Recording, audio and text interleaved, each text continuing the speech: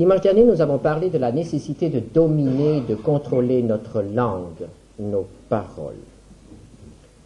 Beaucoup de mal se fait par la langue, le bavardage, les calomnies, les paroles légères, toutes ces choses qui circulent dans les églises, toutes ces paroles que nous disons, nous nous apercevons après qu'il aurait mieux fallu se taire. Comment contrôler nos paroles? Il faut d'abord contrôler les pensées. Sans contrôle des pensées, il n'y aura jamais de contrôle des paroles. Et ce matin, nous voulons nous pencher sur la Bible pour voir ce que la Bible nous dit concernant les pensées de l'homme et comment, si cela est possible, les contrôler. La Bible nous dit tout d'abord que les pensées de l'homme sont mauvaises. Genèse 8, verset 21. Dieu dit, après le déluge, les pensées du cœur de l'homme sont mauvaises dès sa jeunesse. Et cela concerne l'humanité nouvelle, c'est-à-dire l'humanité dont nous faisons partie. Nos pensées sont mauvaises, notre cœur est mauvais, et ce qui sort de notre cœur est mauvais. Le mal est inné. L'homme est égaré par ses mauvaises pensées. L'apôtre Paul écrit dans Romains 1, verset 21, « Ils se sont égarés dans leurs pensées, et leur cœur sans intelligence a été plongé dans les ténèbres. » Des pensées mauvaises, des pensées qui égarent les hommes et qui les entraînent vers les ténèbres. Des pensées qui souillent l'homme. Matthieu 15, versets 18 à 20. Ce qui sort de la bouche vient du cœur, et c'est ce qui souille l'homme. Car c'est du cœur que viennent les mauvaises pensées, les meurtres, les adultères, les impudicités, les vols, les faux témoignages, les calomnies. Voilà les choses qui souillent l'homme. Nos pensées nous souillent. Les pensées, on le dit souvent, ne peuvent pas être lues par autrui. Et il y a un dicton populaire qui dit qu'on ne paye pas de douane pour les pensées. C'est-à-dire que nous avons notre monde de pensée en nous et les autres ne peuvent pas y mettre le nez. Est-ce que c'est si certain que cela? On le pense. Mais nous savons très bien que nos pensées s'expriment, nos pensées se manifestent, même lorsque nous essayons de les cacher. Il n'est pas possible de cacher totalement ce que l'on pense. Nos pensées s'expriment. Nos pensées s'expriment par des paroles. C'est ainsi que nous avons un bon conseil d'un sage. Proverbe 30, verset 32. À écrire en lettres d'or dans votre appartement.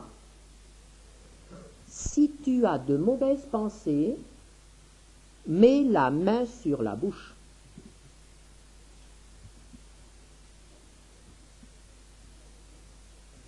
Cela veut dire que lorsqu'on commence à suivre ses pensées, lorsqu'on commence à les entretenir,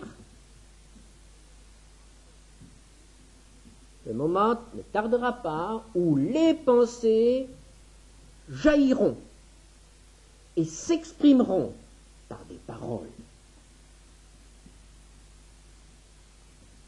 Et toujours, dans les Proverbes, au chapitre 30, le verset suivant, le verset 33, prend plusieurs exemples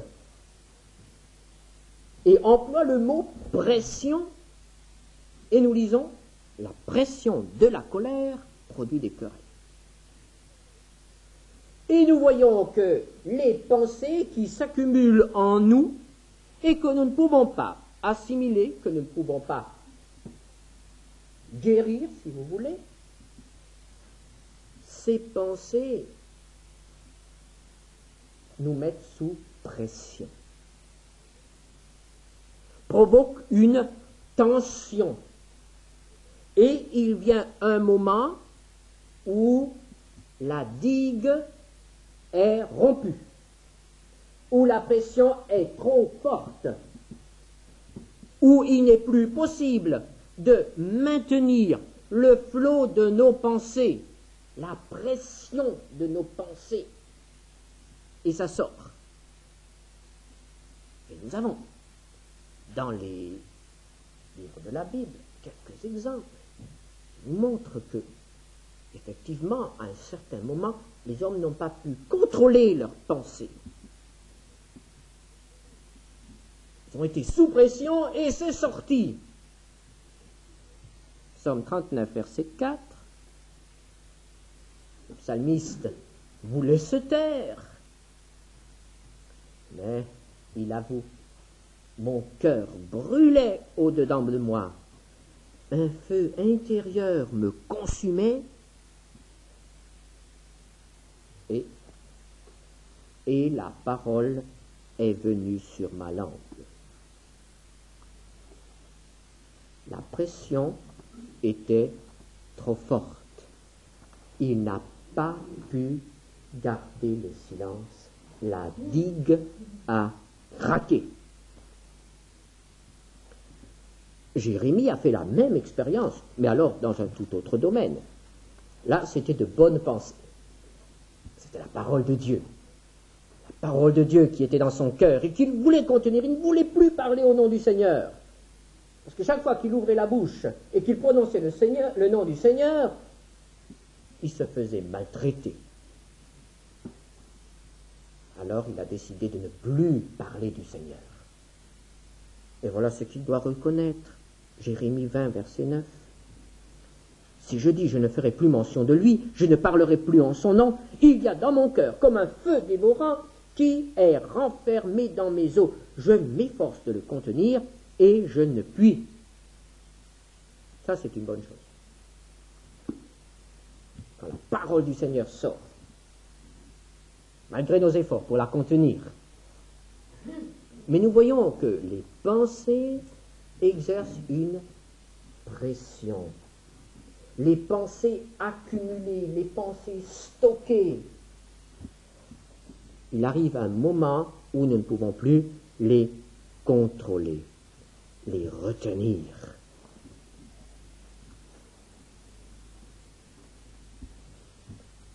Et ces explosions ont lieu lorsque nos forces diminuent. Par exemple, dans des périodes de fatigue nerveuse, de fatigue physique, dans des périodes de maladie, des périodes de dépression. Lorsque l'âge vient, il y a souvent des personnes âgées qui ont eu un bon témoignage pendant de longues années, et puis tout à coup, commencent à dire toutes sortes de choses qui ne sont pas à la gloire du Seigneur. Ce sont des choses qui ont été accumulées, qui ont été gardées, puis elles ne peuvent plus être retenues, elles ne peuvent plus être contrôlées, et ça sort. Et parfois c'est un flot de boue qui sort. Parfois ce sont des choses abjectes, immondes qui sortent. C'est pas beau à voir ni à entendre. Les pensées s'expriment aussi par notre comportement. Les pensées influencent notre attitude, notre comportement, nos actions, nos réactions. Toujours le sage dit dans Ecclésiaste 10, verset 20, « Ne maudis pas le roi, même dans ta pensée. » Le sage sait que cette pensée de haine contre le roi va bientôt s'exprimer en paroles, puis après les paroles, elle s'exprimera en actes. Ou encore, Proverbe 16, verset 30, celui qui ferme les yeux pour se livrer à des pensées perverses, celui qui se mord les lèvres a déjà consommé le mal. Les pensées mauvaises produisent un comportement mauvais. Nos pensées s'expriment par notre comportement. Il n'est pas vrai que nous puissions cacher nos pensées. Trop de choses trahissent nos pensées, si ce n'est que le regard, si ce n'est que la manière dont nous lisons certaines choses, si ce n'est que la manière dont nous nous tenons. Et on a découvert que très souvent, on peut même ressentir les pensées d'affection ou de haine que nous avons à l'égard de quelqu'un par la distance que nous tenons, à laquelle nous nous tenons lorsque nous nous adressons à lui.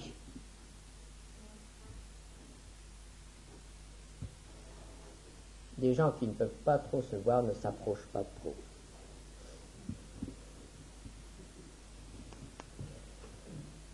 Alors, tout ce domaine de la pensée, évidemment, beaucoup de savants se penchent là-dessus et nous proposent toutes sortes de remèdes ou toutes sortes de secrets. Et c'est ainsi qu'on nous dit, apprenez à penser d'une manière positive, la pensée positive. Ou bien encore, les autres courants, la domination du corps par le contrôle de nos pensées. Beaucoup de nouvelles choses aujourd'hui, dans le domaine de la psychologie, dans le domaine même des religions orientales, c'est la domination de notre corps par la puissance de la pensée. Il y a aussi les lavages du cerveau. On s'est aperçu que si on veut vraiment dominer quelqu'un, il faut d'abord nettoyer là-dedans et changer sa pensée. Et puis, sans aller jusque-là, il y a la publicité. À force de vous faire entendre certaines choses, à force de répéter certains noms, on commence à penser à ces noms. On commence à acheter ces produits. Et dans le domaine de la propagande, ce sont ces moyens-là qui sont employés.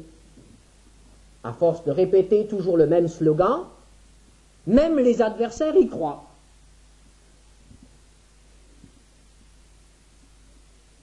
C'est pour ça que tous nos hommes politiques parlent beaucoup et répètent toujours la même chose. Ce n'est plus une question d'intelligence, c'est une question de fréquence. Et plus souvent on le répétera, mieux ça rentrera. Même si les gens ne sont pas d'accord, ça rentrera quand même. Donc répétons des slogans. Tout le peuple chinois est transformé par des slogans, de petites phrases que l'on répète sans arrêt. Et finalement, par la pensée de Mao Tse-tung, on devient champion du monde de ping-pong. Alors, le chrétien, que devient le chrétien face à ce monde, on peut même dire le monde effrayant de la pensée? Eh bien, le chrétien, très souvent, pratique à ce sujet la politique de l'autruche, c'est-à-dire n'a pas le courage de voir la réalité en face. Le chrétien n'a pas le courage de réfléchir à ce problème et d'en tirer les conséquences. Le chrétien se contente de résister à la manifestation des pensées. Le chrétien va essayer de veiller sur son langage. Le chrétien va modifier son comportement. Il va éviter les péchés en acte et en parole. Mais le monde des pensées, chez la plupart des chrétiens, reste incontrôlé. Et la plupart du temps, sans aucune domination. Combien de péchés nous commettons par nos pensées? Que de choses mauvaises dans nos pensées.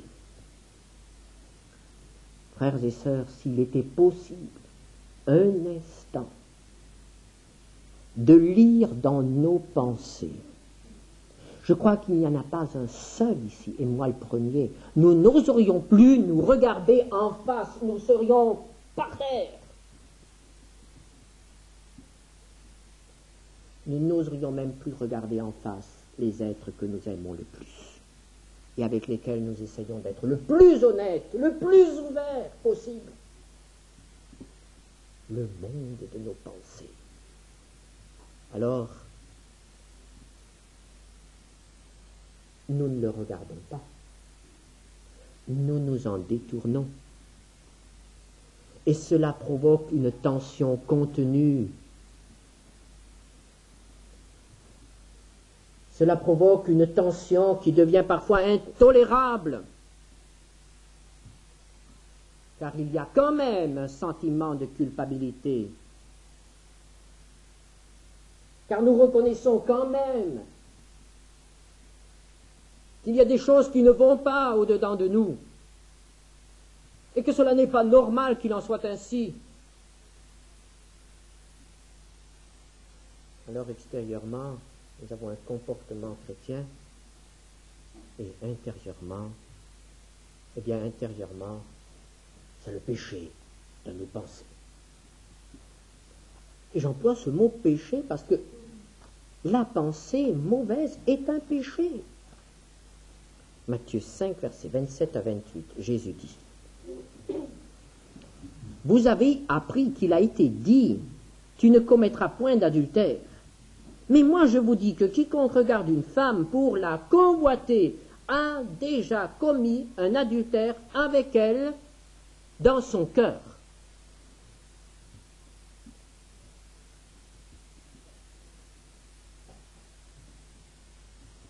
Et cela arrive aux chrétiens. L'adultère dans le cœur. L'adultère en pensée. Bien sûr, dès que nous nous en apercevons, nous sursautons, nous nous effrayons. Et que faisons-nous? Nous refoulons la chose. Mais notre conscience est souillée. Et le sentiment de culpabilité devient de plus en plus grand. Et alors,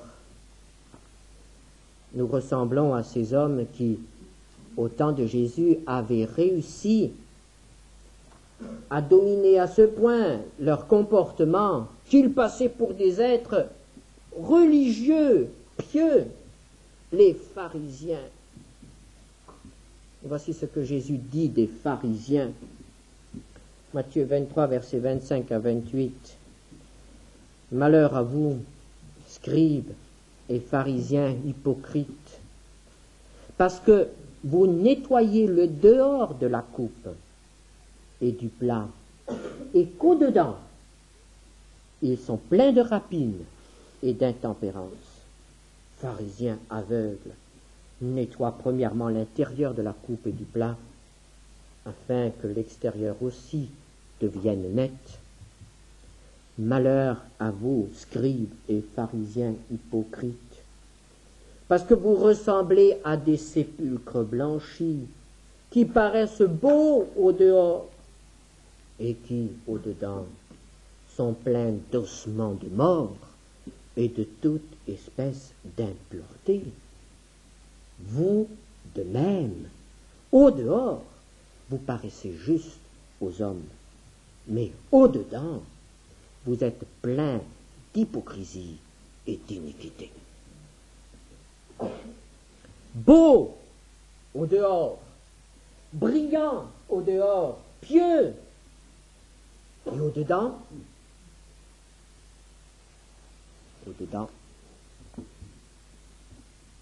comme les pharisiens.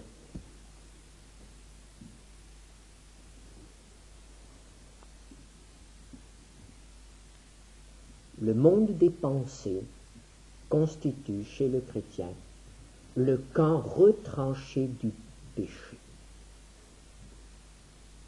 Satan garde cette tête de pont, et il sait très bien que dans quelques années, il nous aura. Lorsque le moment viendra où nous ne pourrons plus les contrôler, ces pensées, il nous aura. Et les pensées se traduiront en paroles, et les pensées se traduiront en actes, et le nom du Seigneur sera déshonoré dans l'Église et devant les hommes.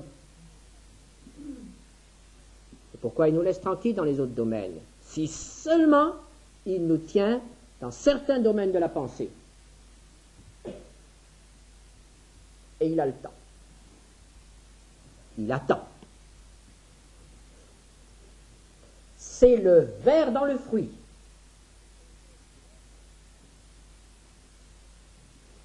La pensée devient source d'incrédulité. La pensée exprime l'orgueil. Dans Job, nous lisons, Job 11, verset 7, « Prétends-tu sonder les pensées de Dieu ?» Oh, combien souvent nous faisons cela. Lorsque nous nous tenons devant le Seigneur avec nos pourquoi et nos comment, avec nos contestations, voulant tout connaître, voulant tout savoir, voulant tout comprendre, voulant dominer Dieu par nos pensées. Alors évidemment, avec cela en nous, il est tout à fait clair que la communion réelle avec Dieu est impossible. Le Seigneur ne peut pas rester en communion totale avec nous lorsque il y a cela encore en nous. Le Seigneur ne se souille pas au contact de la boue. S'il n'y a pas de communion profonde, il n'y a pas non plus de vie de prière profonde, puisqu'il n'y a pas de prière sans communion. S'il n'y a pas de vie de prière, dans la communion, il n'y aura pas d'exaucement. 1 Timothée 2, verset 8, « Que les hommes prient en tout lieu en élevant des mains pures, sans colère ni mauvaise pensée. » Et nous comprenons bien pourquoi ce monde des pensées dans la vie du chrétien est tellement dangereux.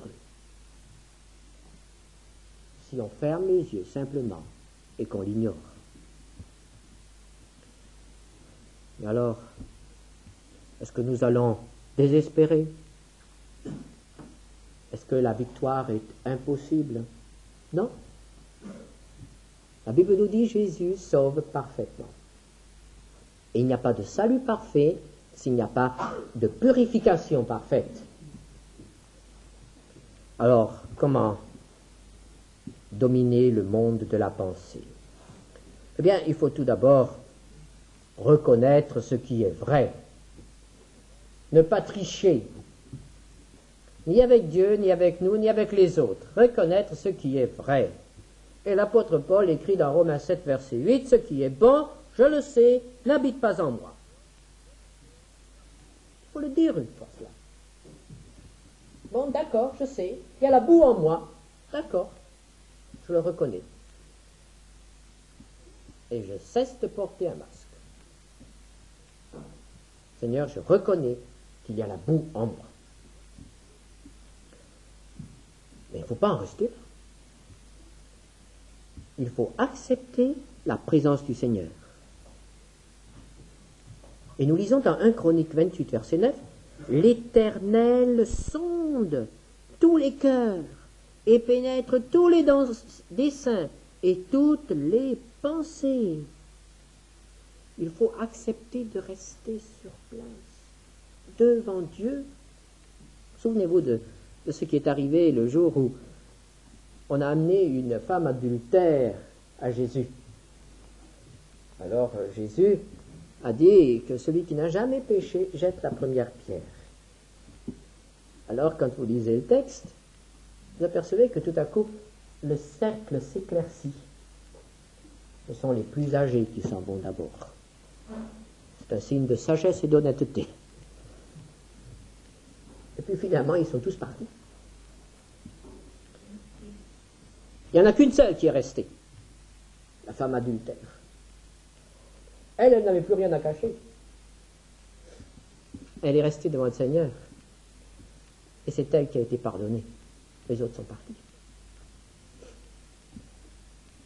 Ils ont reconnu la vérité, mais ils n'ont pas été sauvés. Ils n'ont pas appelé au secours, ils n'ont pas demandé le salut, le pardon. Tandis que la femme, eh bien, elle est restée là. Et elle a été sauvée, pardonnée. Et pour nous, c'est la même chose. Il faut rester là. Il faut rester en présence du Sauveur. Même lorsque son regard commence à aller un peu plus loin que ce que nous avions permis jusqu'à présent. Même lorsque son regard commence à rentrer dans le domaine de nos pensées les plus profondes. Il faut rester là. Et le psalmiste est même allé plus loin. Et il a dit au psaume 139, verset 23, « Sonde-moi, ô Dieu, et connais mon cœur. Éprouve-moi et connais mes paroles. » Le psalmiste ne s'est pas seulement contenté d'être démasqué, de rester en présence du Seigneur, mais il a dit, ce que tu fais là, ça fait mal, mais c'est pour mon bien. Continue. Seigneur, je te permets d'aller plus loin. Je te permets de continuer à sonder. Je te permets de continuer à mettre à la lumière les choses que j'ai tenues cachées. Connais mes pensées. La première chose. Être dans la lumière. La deuxième chose, c'est de permettre au Seigneur de transformer. Car évidemment, nos pensées sont une source impure. Et il jaillira toujours des choses impures d'une source impure. Alors il faut que le Seigneur donne autre chose. Et l'apôtre Paul écrit dans 2 Corinthiens 10, verset 5, dans un autre contexte, mais c'est valable pour nous aussi aujourd'hui, qu'il amenait toute pensée à l'obéissance de Christ. Et c'est une démarche que nous devons faire de manière consciente. Amener nos pensées à l'obéissance de Christ. Et cela implique un choix. Cela implique l'acceptation de certaines pensées et cela implique le rejet, le refus de certaines pensées. Il y a un choix à faire. Un choix sous le regard de Dieu. Ensuite, il y a aussi à permettre au Seigneur de nous remplir de quelque chose. Matthieu 22, verset 37. Tu aimeras le Seigneur ton Dieu de tout ton cœur, toute ton âme et de toute ta pensée. Avez-vous remarqué? De toute ta pensée. Il faut que nos pensées aussi aiment le Seigneur. Que nos pensées aussi soient contrôlées par l'esprit d'amour qui a été répandu dans notre cœur par le Saint-Esprit. Et dans Hébreux 11, verset 19, nous trouvons encore la pensée de foi. Abraham pensait que Dieu est puissant même pour ressusciter les morts. Abraham aurait pu penser toute autre chose. Quand il a levé la main avec le couteau pour immoler son fils qu'il aimait tendrement, il aurait pu penser toutes sortes de choses. Mais il a choisi de penser la seule chose qui a pu les sauver. Il a pensé à la toute-puissance et à l'amour de Dieu. Abraham pensait que Dieu est puissant. Et toutes les autres pensées ont été chassées, refoulées par cette pensée de foi. Le choix déterminé de penser selon les pensées de Dieu. Ce n'est pas toujours facile. Et c'est probablement le domaine où nous avons le plus de difficultés en tant que chrétiens. Mais la vie chrétienne n'est pas quelque chose qui est acquis comme cela, d'un coup, un coup de baguette magique, et nous devenons des saints, c'est-à-dire des hommes parfaits. Nous sommes des saints, selon le Nouveau Testament, saints séparés pour Dieu, mais des hommes irréprochables, pas encore. Alors, c'est tout un apprentissage. Et il ne faut pas se décourager. Il y a des chutes, il y a des échecs, il y a des moments extrêmement humiliants dans la vie où on manifeste ce qui est en nous. Eh bien, bon, on déçoit les amis. Il faut quand même continuer. Il faut aller de l'avant. Croire que Dieu sera finalement vainqueur aussi dans le domaine de nos pensées. Philippiens 4, versets 6 à 8. Ne vous inquiétez de rien, mais en toute chose faites connaître vos besoins à Dieu par des prières et des supplications avec des actions de grâce. Et la paix de Dieu, qui surpasse toute intelligence, gardera vos cœurs et vos pensées en Jésus-Christ. Au reste, frères, que tout ce qui est vrai, tout ce qui est honorable, tout ce qui est juste, tout ce qui est pur, tout ce qui est aimable, tout ce qui mérite l'approbation, ce qui est vertueux et digne de louange, soit l'objet de vos pensées. Et maintenant, nous savons à quoi nous devons penser. Et bien que le Seigneur nous aide dans ce combat